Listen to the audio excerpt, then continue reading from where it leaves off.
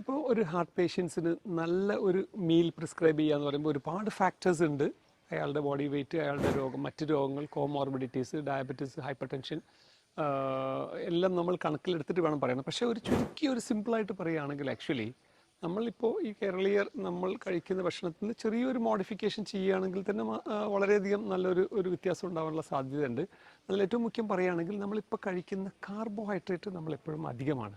ഈ കാർബോഹൈഡ്രേറ്റിൻ്റെ ക്വാണ്ടിറ്റി കുറയ്ക്കുക എന്നുള്ളതാണ് ഏറ്റവും മുഖ്യമായിട്ട്. പിന്നെ പ്രോട്ടീൻ്റെ ക്വാണ്ടിറ്റി കുറയ്ക്കുക.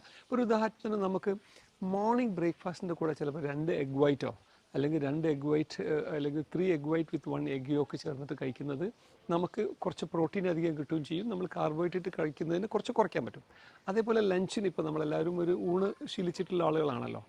ആ മീൽസിൽ ആക്ച്വലി അതിൻ്റെ ചോറിൻ്റെ കണ്ടൻറ്റ്, ഈ കാർബോഹൈഡ്രേറ്റിൻ്റെ കണ്ടൻറ്റ് കുറച്ച് അതിൻ്റെ നമ്മളൊരു സദ്യ ഉണ്ണുകയാണെങ്കിൽ ഇപ്പോൾ ചോറൊഴിച്ച് ബാക്കിയുള്ള സാധനങ്ങളിൽ ഉപ്പേരി ആയിക്കോട്ടെ, അവിയൽ, പൊരിയൽ എന്നൊക്കെ പറഞ്ഞിട്ടുള്ള ഈ സാധനങ്ങളുടെ ക്വാണ്ടിറ്റി കൂട്ടുകയാണെങ്കിൽ നമുക്ക് കാലറി കുറയും ചെയ്യും, വയറ് ഫില്ലിംഗ് ആവുകയും ചെയ്യും, നമുക്കൊരു ഹെൽത്തി ഡയറ്റ് ആവുകയും ചെയ്യും.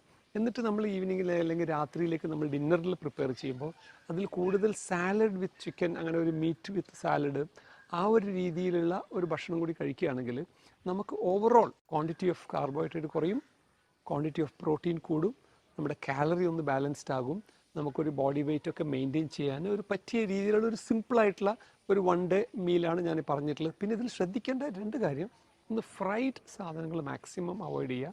പിന്നെ എക്സസ് സോൾട്ട്, നമുക്ക് 2 ഗ്രാം വരെ സോൾട്ട് ഒരാൾക്ക് ഉപയോഗിക്കുക ഒരു ദിവസം, അതിൽ കൂടുതൽ ഒരു കൂടുതൽ സോൾട്ട് ഉപയോഗിക്കാതിരിക്കുക എന്നുള്ള 2. അതേപോലെ തന്നെ ഷുഗർ, നമ്മൾ ആഡഡ് ഷുഗർ കഴിയുന്നതും ഒഴിവാക്കുക എന്നുള്ളത് കൂടി നോക്കുകയാണെങ്കിൽ ഒരു റീസണബിളി കംഫർട്ടബിൾ ആയിട്ടുള്ള ഒരു ഭക്ഷണത്തിൻ്റെ ഒരു പ്രിസ്ക്രിപ്ഷൻ ആയിരിക്കും എന്ന് ഞാൻ വിശ്വസിക്കുന്നു.